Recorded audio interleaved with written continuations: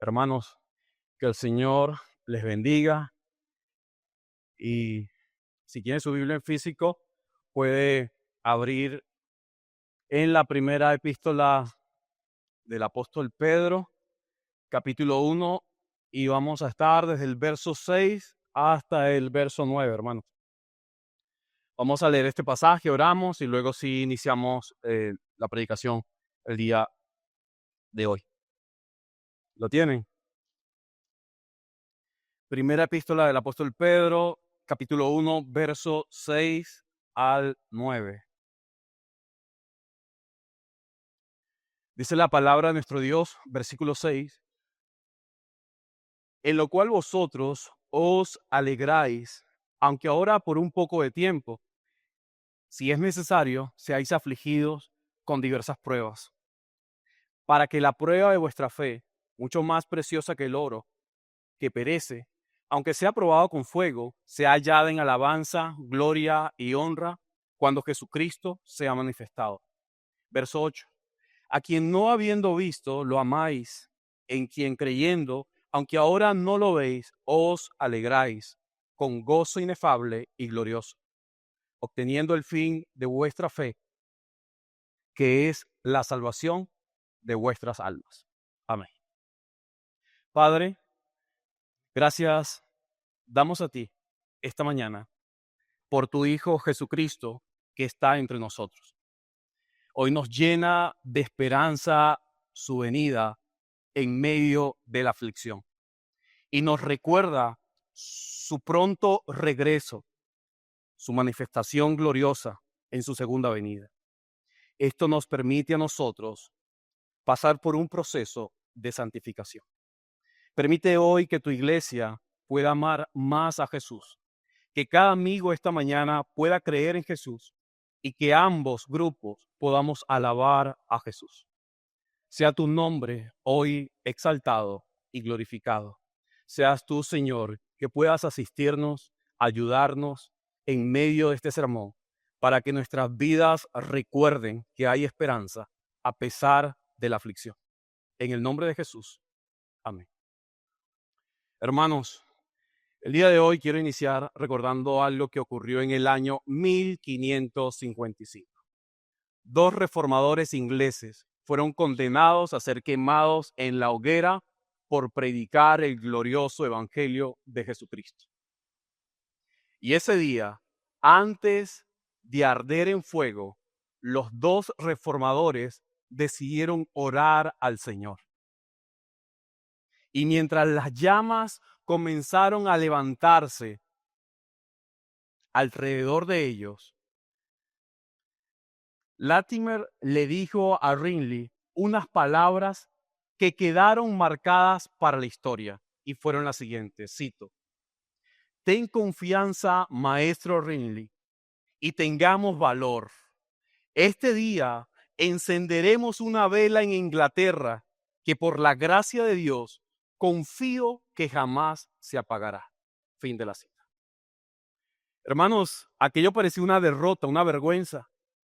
Estos hombres estaban sufriendo y siendo humillados y llevados a la muerte. Pero en medio del fuego, ¿sabes? La fe de ellos no desapareció. Brilló con más fuerza. Las llamas de ese fuego no destruyeron la confianza en Cristo, sino que demostró que su esperanza estaba anclada en Jesús. Cuando hoy leemos Primera de Pedro, capítulo 1, versos 6 al 9, lo que Pedro nos está enseñando es que el sufrimiento, las pruebas son dolorosas, son reales, son necesarias. Es una realidad en la vida de nosotros, los discípulos de Jesús. Pero Dios usa esas pruebas como un fuego purificador para acercarnos cada día más a Él por medio de una fe genuina, centrada y sostenida por Cristo. No se trata de la fe en sí, se trata de aquel que sostiene nuestra fe en medio de las pruebas. El sufrimiento no es el final de la historia, para nada. Más bien es el escenario donde Dios utiliza y muestra cuán importante es o cuán necesario es pasar por ellas. ¿Sabes para qué, hermano? Para mostrar el valor eterno de una fe que ama a Jesús. Y eso es lo que deseamos. Lo único que deseamos es terminar amando a Jesús. Bien sea que tengamos que morir en la prueba o bien sea que el Señor nos permita salir de ella. Por eso quisiera presentar el argumento de este sermón esta mañana, y es el siguiente. La fe bajo aflicción glorifica al Señor. Repito, la fe bajo aflicción glorifica al Señor.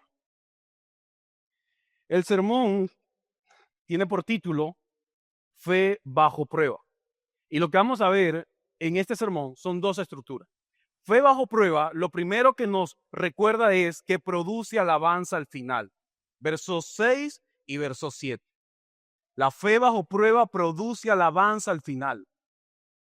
Vamos a ver dos cosas allí. Primero, el gozo de la salvación que está al inicio del verso 6 y luego la fe preservada hasta el final, que descansa desde la parte B del verso 6 hasta el verso 7.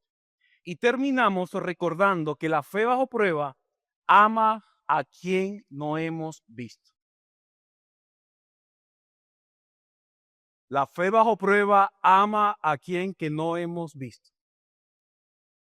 Es decir, cuando tú y yo somos colocados bajo el fuego de la prueba, la intención es que amemos a aquel que no vemos, y es Jesús. ¿Ok? Ahí vamos a ver dos cosas. Amando a Jesús con gozo, verso 8, y terminamos el Salvador de nuestra alma, verso 9, hermanos. Ahora sí, vamos a ir un momento a nuestra primera parte. La fe bajo prueba produce alabanza al final. Voy a leer nuevamente el verso 6 y 7 y dice la palabra de Dios.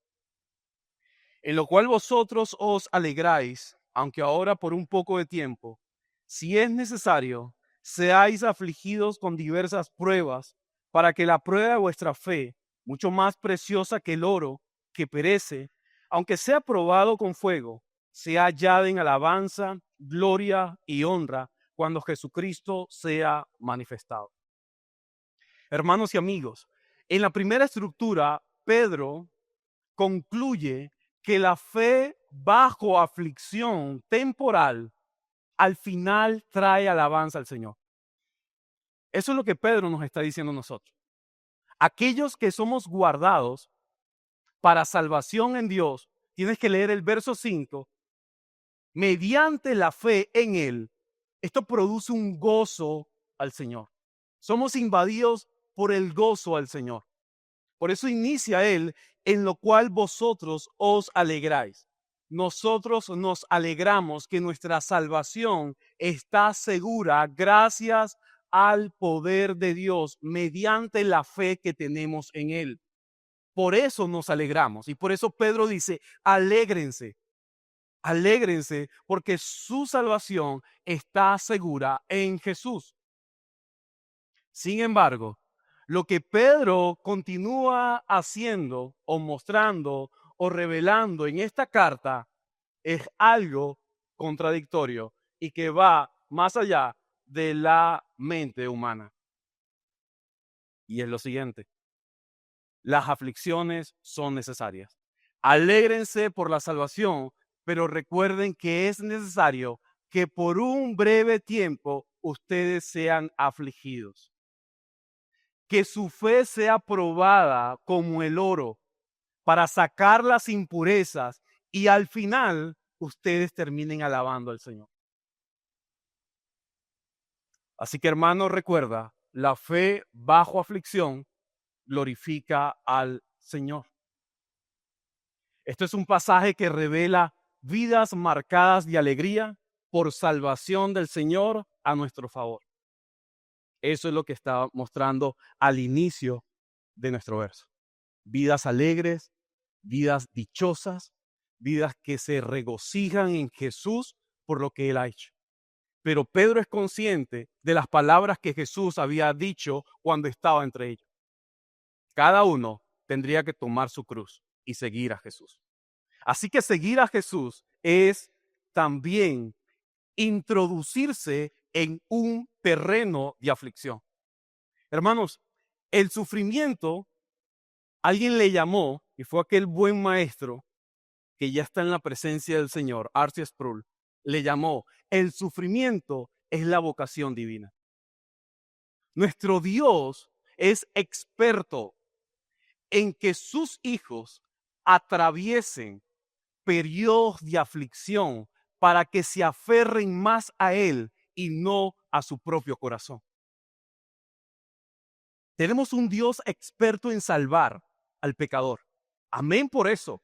Pero tenemos un Dios también que desea que cada hombre salvo pueda tener una relación con Él.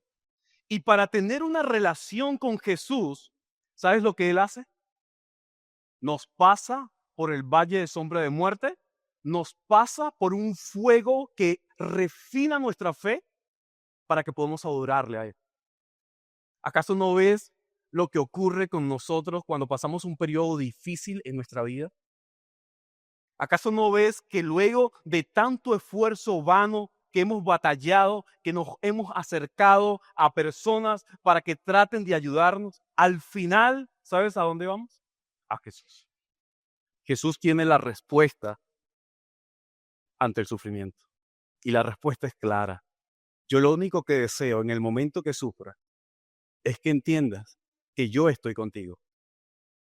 Hermanos, cuando nosotros hablamos del sufrimiento y nos acercamos a la Biblia y vemos aquí en la Escritura acerca de hombres que han sufrido, lo primero que se nos viene a nuestra mente es el nombre de Job. ¿Lo recuerdan? Job, un hombre piadoso, temeroso y recto delante de la presencia del Señor. Un hombre que tuvo que sufrir, ser afligido, y no precisamente por un pecado. Recuerda que Satanás está allá paseándose, y ustedes se saben mejor la historia, y el Señor le dice a Satanás, ¿acaso no has visto a mi siervo Job? El Señor está alegre, contento por la vida piadosa y recta de Job. Y le pregunta a Satanás, ¿acaso no has visto a mi siervo Job? Y Satanás, mi querido hermano, lanza uno de sus dardos más violentos, no sobre un hombre piadoso. El ataque directo de Satanás no fue sobre la vida de Job, o su familia, o sus bienes, o su riqueza. El ataque más violento de Satanás fue contra Dios. ¿Sabes por qué? Porque Satanás le dice a Dios, claro, tu siervo Job es recto, temeroso y piadoso porque lo tiene todo. Es decir, tú compras a los hombres dándole lo mejor para que te adoren a ti. Eso es lo que Satanás está diciendo. ¿Y sabes lo que dice Dios? Tranquilo, quítale todo lo que tienes y veremos. Eso sí, no me lo vas a matar. Le puedes quitar todo. Hermanos, este hombre sufrió la pérdida de sus hijos, de sus hijas, perdió su riqueza, sus siervos, perdió incluso sus amistades, su mujer. ¿Lo recuerda cuando su mujer le dice, maldice a Dios y muérete? Este hombre, según el capítulo 1 de Job, dice que era el hombre más importante del Oriente. Y ahora viene a ser el hombre más insignificante del Oriente. Y en medio de todo ese proceso de prueba, ¿sabes lo que Job dice? Aunque él me matare, en él esperaré. Eso es algo hermoso para todos nosotros. Recordar que un hombre mortal como nosotros decide en medio de la aflicción decir, aunque él me matare, en él yo voy a esperar. Te pregunto, ¿qué produce la salvación del Señor en tu corazón? ¿Qué produce la salvación de Dios en tu corazón? Y eso lo veremos en el momento que Dios decida pasarte por la aflicción. Porque es en la aflicción donde se reconoce realmente quién es un discípulo de Jesús. Y la aflicción va a venir, hermanos. La aflicción va a venir a tu vida. Yo no sé si esta mañana tú estás pasando por un momento de aflicción. Yo no sé si mañana será tu día o si ya has salido victorioso de ese momento de aflicción, pero va a venir, va a venir. Si hay algo que tenemos que ser conscientes todos nosotros es que la prueba va a llegar. Fíjate el verso 6. Aunque ahora, por un poco de tiempo, si es necesario, seáis afligidos con diversas pruebas.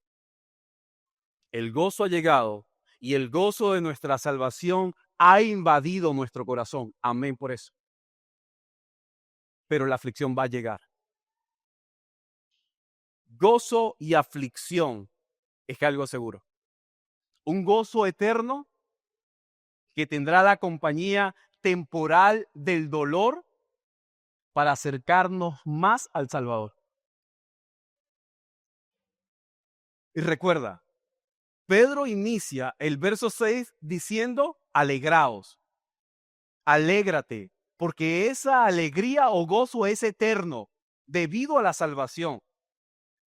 Pero si hay algo que te va a acompañar a ti, va a ser el dolor de manera temporal. Y el dolor de manera temporal lo que busca es que tú te acerques a Jesús. Eso es lo que está buscando, hermano. Que te acerques a Él, que lo ames a Él. El dolor, ¿sabes lo que hace? El dolor revela quién gobierna nuestro corazón. Eso es lo que hace el dolor. Y cuando es Dios quien está gobernando el corazón de nosotros en medio de la aflicción, va a llegar un punto, mi querido hermano, donde vas a terminar dando gracias a Dios. Yo recuerdo hace más de 3 años atrás cuando se inició todo este proceso en la vida de mi esposa, no lo entendía, ¿no? Era difícil.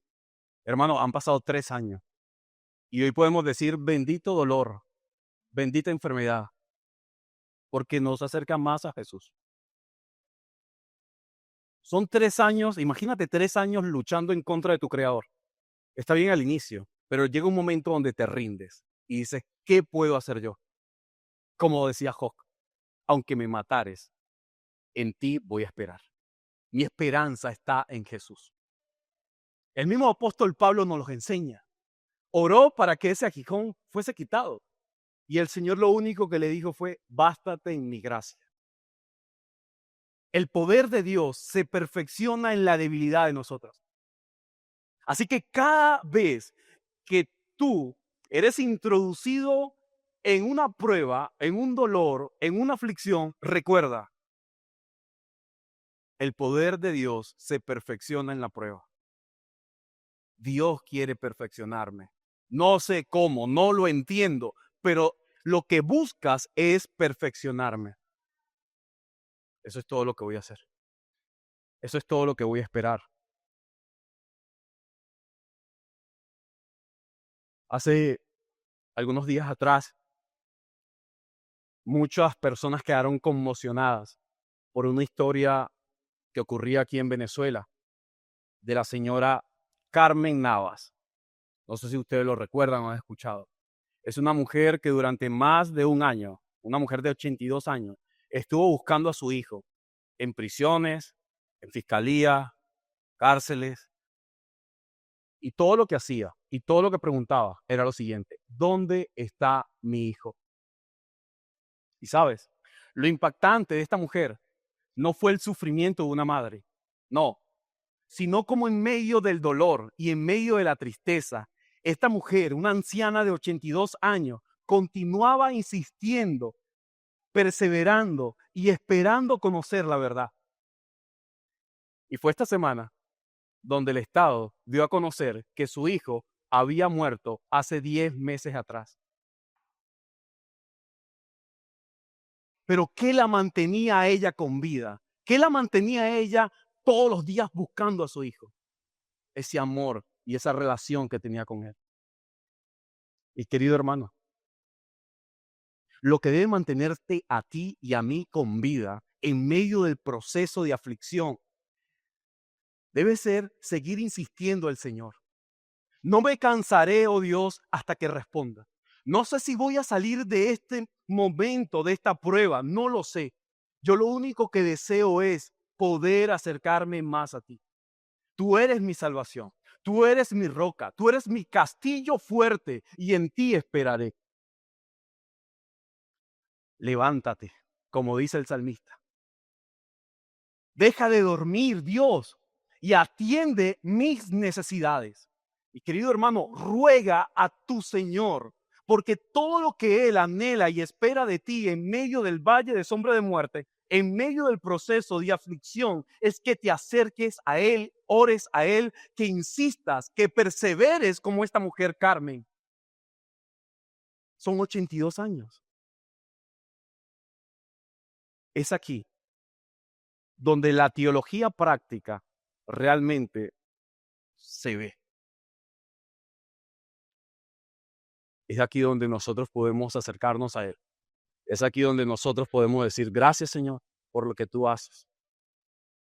¿Acaso no recuerdas aquellos dos hombres, dos reformadores, que por predicar el Evangelio fueron condenados a la hoguera? Y cómo, hermanos, en ese proceso, cuando están allí antes de arder, los dos oran al Señor. Siguen insistiendo y orando a su Dios. Ellos no están diciendo, sálvanos de la hoguera, no, sino que incluso en medio de ese proceso donde las llamas se levantan y empiezan a consumir sus cuerpos, uno le dice al otro, ten confianza, maestro Ridley, y tengamos valor. Ten confianza, confía en el Señor, ten valor, no niegues tu fe, porque este día encenderemos una vela en Inglaterra que por la gracia de Dios confío que jamás se apagará. ¿Cuántos de nosotros podemos decir así cuando estamos sufriendo? Tranquila, esposa, que esta enfermedad no apague nuestra fe. Tranquilo, esposo, tranquilo, confía en el Señor porque Él nos sostendrá. O una iglesia moribunda como la de nosotros, tranquilo iglesia, que el Señor puede revitalizarnos. Él puede darnos vida. Tranquilo, porque a pesar de los problemas, Él está allí con nosotros para ayudarnos, levantarnos, sostenernos. Hermanos, lo que el Señor busca en el momento que pasamos por las pruebas es que lo peor de nosotros salga para que podamos ser purificados. Fíjate cómo dice el verso 7. Para que la prueba de vuestra fe, mucho más preciosa que el oro que perece, aunque sea probado con fuego, sea hallada en alabanza, gloria y honra cuando Jesucristo sea manifestado. Yo he visto algunos videos donde aquí en Venezuela, allá en Ciudad Bolívar, cuando consiguen piedritas de oro, entran como a un horno donde colocan esas piedras en una cosita, ¿ok? Como una taza de hierro y colocan todas las piedras allí, colocan el horno fuerte y comienza esas piedras a derretirse. Y lo que sale es toda la escoria y la inmundicia. Ellos retiran esa escoria y vuelven y hacen ese proceso. Y lo que nos está diciendo es que las pruebas sacarán lo peor de nosotros, quitarán toda esa suciedad de nosotros para hacernos mejor. Cada, cada día que, que llega casi la noche, yo recuerdo que salgo con mi esposa a un lugar donde vamos a entrenar. Y ahí estamos un rato entrenando, aunque eso no es lo mío, pero estamos allí. Y sé que las exigencias y las demandas en ese lugar son agotadoras, sin duda alguna. Algo pasaba esta semana cuando la persona que está allí enseñándonos y entrenándonos, esa persona me decía lo siguiente.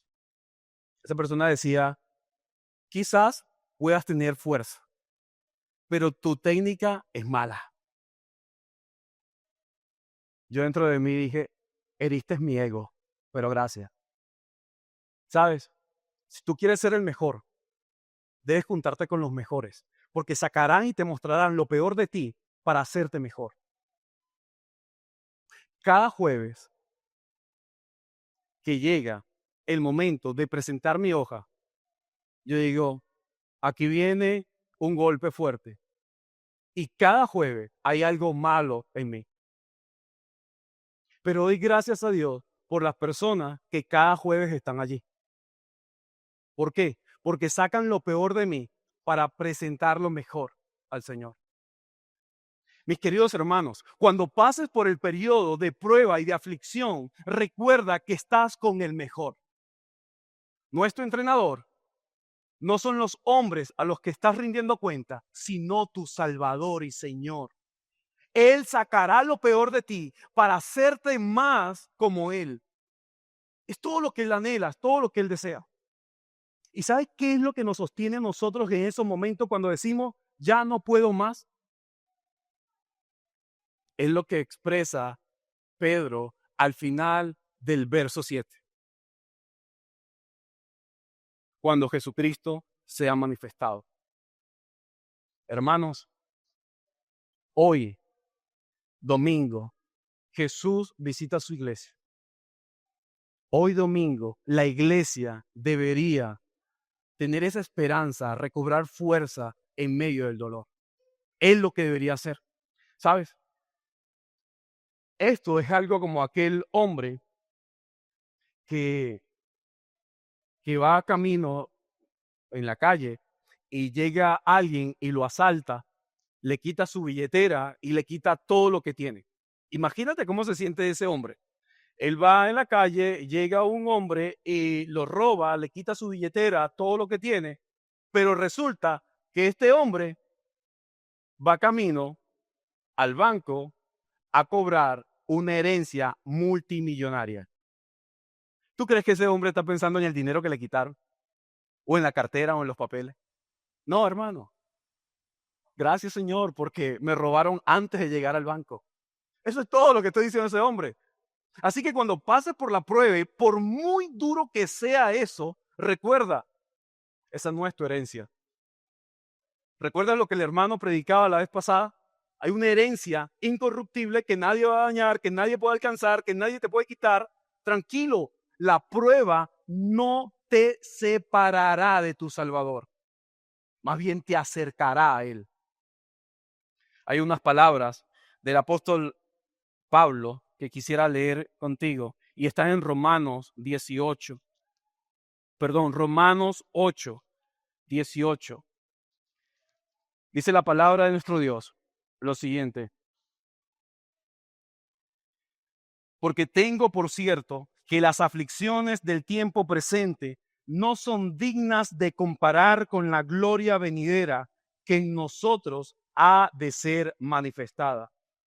Porque el continuo anhelo de la creación espera la manifestación de los hijos de Dios.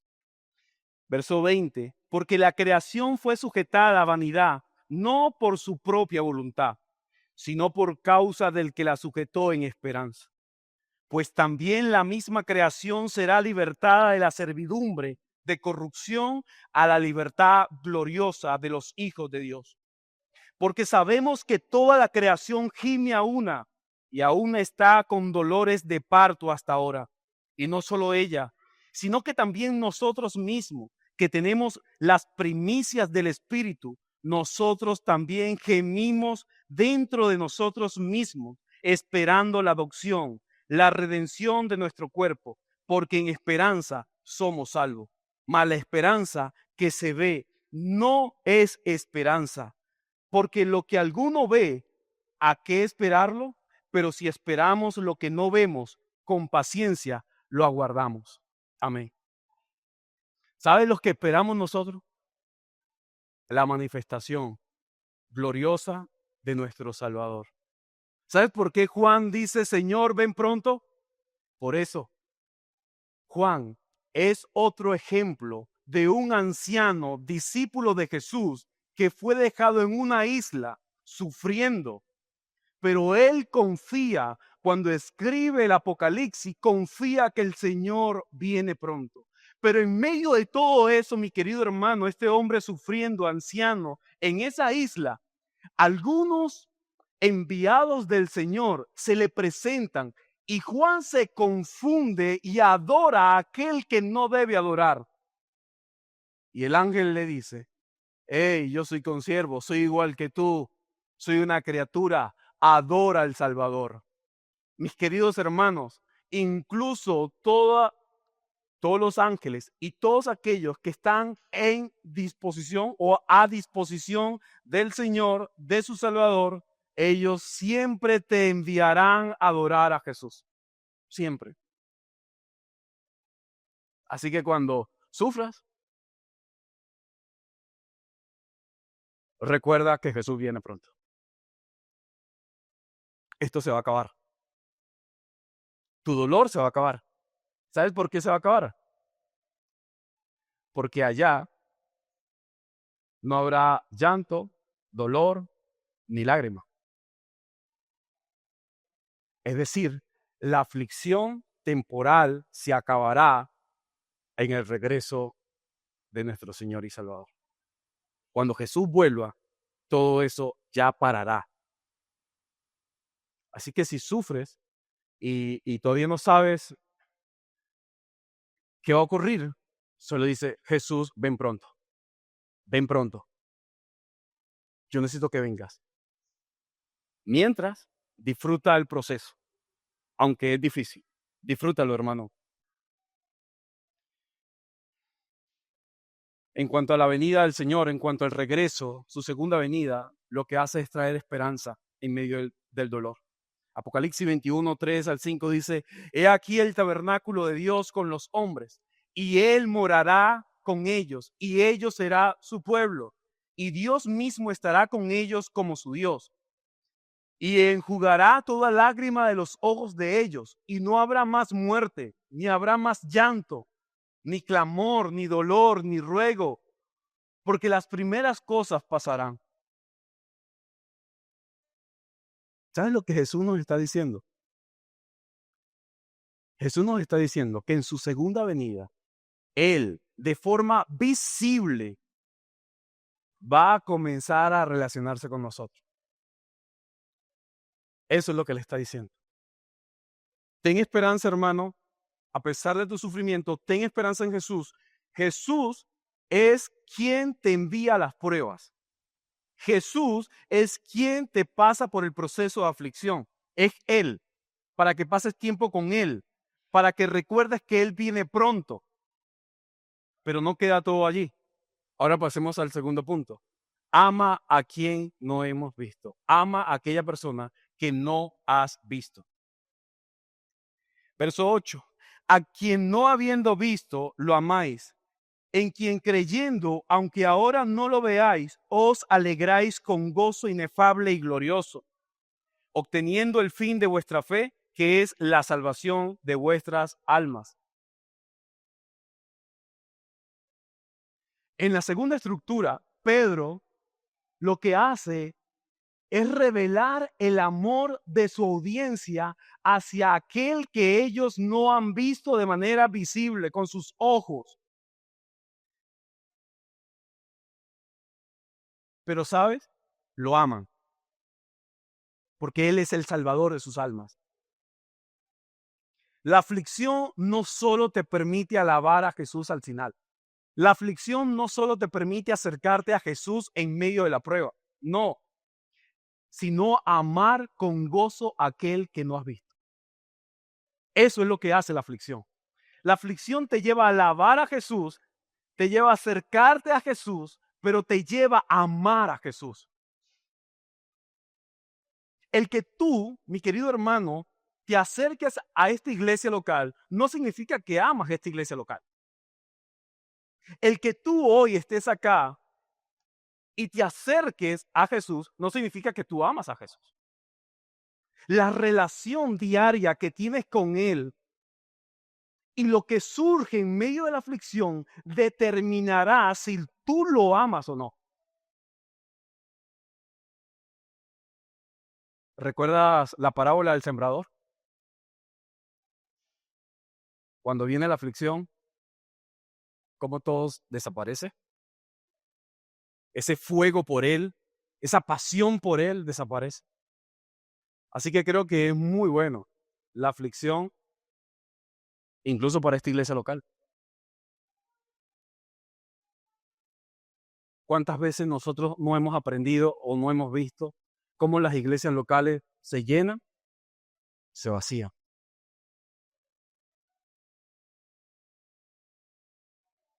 ¿Sabes? La preocupación no está en una iglesia llena de personas, sino cuántas de esas personas, por muy pocos que sean, realmente aman a Jesús. Eso es lo que realmente nos interesa a todos nosotros. Así que ama a Jesús porque Él es el Salvador de tu alma. Él satisface tu alma. Lo que tu alma tanto te ha pedido a ti durante todos estos años, Jesús se lo da. ¿Y sabes por qué la audiencia de Pedro? Porque Pedro no está diciendo que ellos lo amarán. Pedro está diciendo, a quien no habiendo visto, lo amáis. Ustedes aman. Pedro está diciendo, ustedes aman a Jesús a pesar de que Roma, de que Nerón, que el imperio, que los hombres los humillen, los persigan, los lleven a la hoguera, los critiquen. A pesar de todo, ustedes aman a Jesús. Y el amor por Jesús lleva a estos dos reformadores ingleses a orar a Jesús.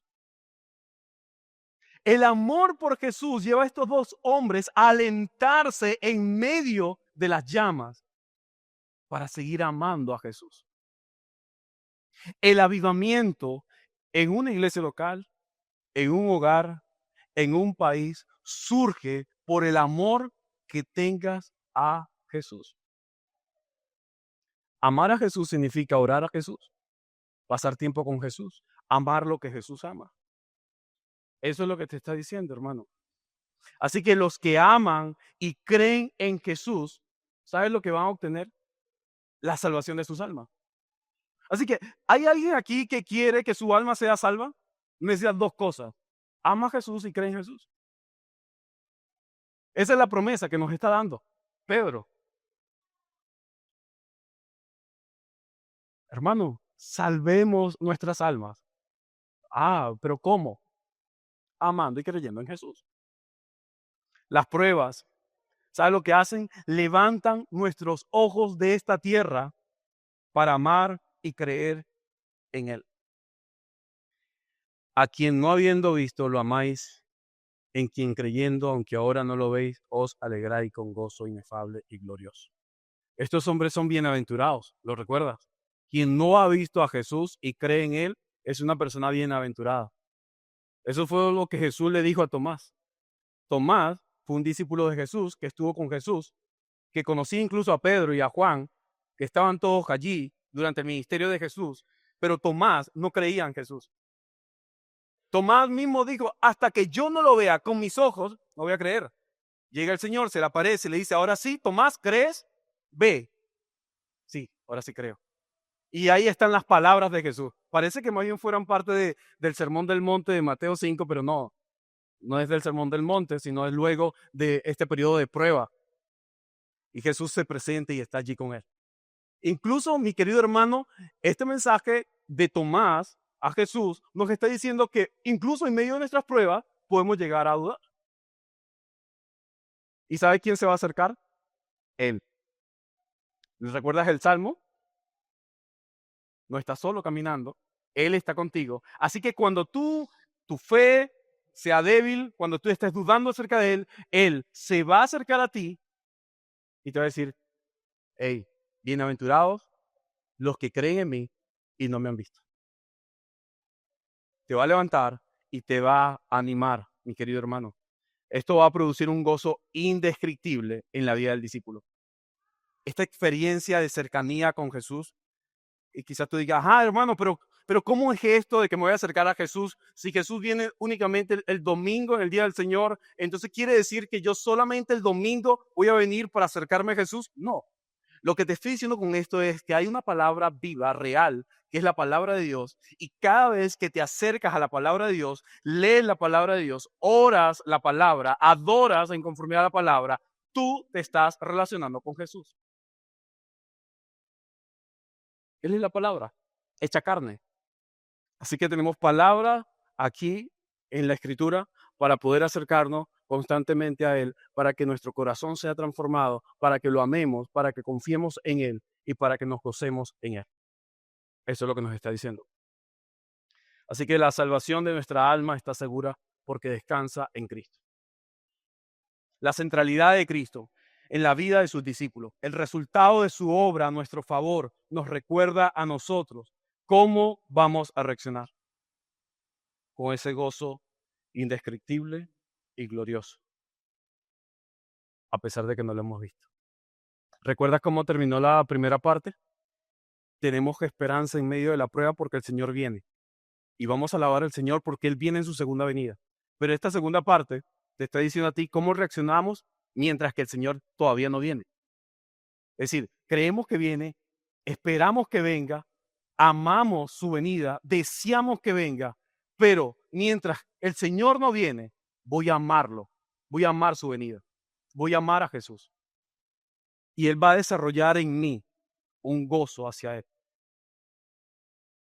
Así que, hermano, a pesar de que tus ojos no contemplan actualmente a Jesús, Pedro está diciendo que nuestro deber es amarlo a Él. Y fíjate quién está diciendo esto. Una persona que ha visto a Jesús. Mi hermano durante la clase hablaba acerca de una comparación sobre Pedro y Judas. ¿Lo recuerdas? Pedro estuvo con Jesús, negó a Jesús. Incluso se dice que cuando Pedro escribe esta carta, Pedro parece que había huido de Roma debido a las persecuciones y a los problemas que estaban allí presentándose. Dice la historia que cuando Pedro sale de Roma, de ese lugar, el Señor se le aparece en camino y le dice algo así como que, hey, ¿por qué huyes del conflicto o del problema? Y es el Señor en esa aparición, dice la historia, no la Biblia, que hace que Pedro vuelva a Roma y escribe estas cartas. Así que cuando Pedro escribe esto, si esa historia es real, Pedro está diciendo, incluso yo en algún momento decidí salir de Roma y no confiar en Él. Y lo que hoy le estoy diciendo es que ustedes, a pesar de que no han visto a Jesús, ustedes han decidido amarlo a Él, y para amarlo a Él, tienes que amar también las pruebas que te acercan a Él. Eso es todo lo que le está diciendo. Así que, hermanos, valora los procesos difíciles que el Señor ha colocado a tu vida y permite que puedas ser acercado a Él. Tienes personas que te puedan ayudar, tienes una iglesia que te pueda ayudar, que pueden orar por ti y te puedan acercar cada día más a Jesús. Quisiera terminar con dos cosas. Primero, querido hermano, recuerda que el sufrimiento es temporal. Debes mirar las glorias futuras. Cada prueba está perfeccionando tu fe para el regreso de Cristo. No solo vivas el presente, sino espera el futuro. Espera su venida. Estimado amigo, tú que estás hoy acá, quiero recordarte que una fe que no está en Cristo no podrá soportar las pruebas, ni las pruebas le acercarán a Él. No podrás alabar a Jesús, no podrás amar a Jesús. Tú necesitas una fe genuina y eso solamente Jesús te lo puede dar. Ninguno de los que estamos acá puede ofrecerte una fe salvadora. Lo único que podemos hacer es predicarte a Jesús, predicarte el Evangelio, para que Jesús sea quien pueda darte una fe en Él. Pero recuerda que incluso en medio del proceso que Dios permite que tú vivas, ese proceso puede ser que Él lo está permitiendo para que tú te acerques a Cristo. Así que incluso el sufrimiento por el cual tú estás atravesando, a pesar que no te lleva a adorar y amar a Jesús, puede ser un medio que Él utiliza para darte salvación. Así que si hoy sufres sin Cristo, ese sufrimiento te puede llevar a Él. Solo tienes que confiar en Él. Concluimos que la fe verdadera es forjada en el fuego de la aflicción, porque allí el creyente aprende a depender de Jesús.